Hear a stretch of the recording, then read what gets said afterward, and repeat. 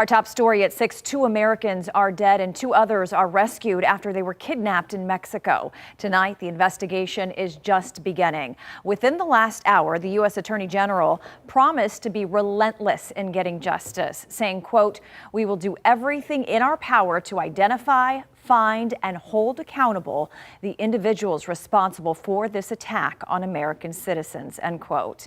We know the victims drove from Brownsville into Matamoros on Friday. This is brand new video showing the pathway they likely took from Texas to Mexico before their kidnapping. The 2 survivors are being treated in Brownsville right now. KENS 5 reporter Andrew Moore joins us live. And Andrew, you have an update on those victims. Yeah, Mexican authorities transported those 2 surviving Americans across the international bridge to Brownsville this morning. They're now recovering in a U.S. hospital. We were able to talk to a retired Homeland Security agent earlier today. He told us this underlines just how dangerous traveling in Mexico can be. The kidnapping happened in the Mexican state of Tamaulipas and the border city of Matamoros. The president of Mexico did make a point of having the state governor on the phone in his daily press conference. But retired Homeland Security agent Harry Jimenez says that's only a gesture.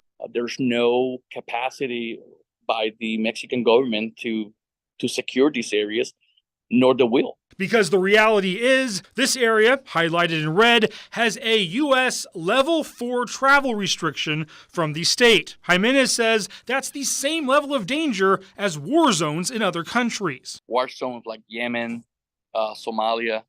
So you put it in perspective. Jimenez says it's still too early to know exactly how the kidnapping victims ran into local cartels, but it may not matter because any identifiable American vehicle or person will catch the cartel's eye. Anybody with an out-of-state license plate, vehicles come from Texas or anywhere in the U.S., are automatically targeted. That means driving to Mexico for spring break is just a bad idea. And Jimenez says if you fly into a resort, do not leave its walls. You're going to go for vacation, stay within the compound that you're going to be visiting and do not venture outside into the community.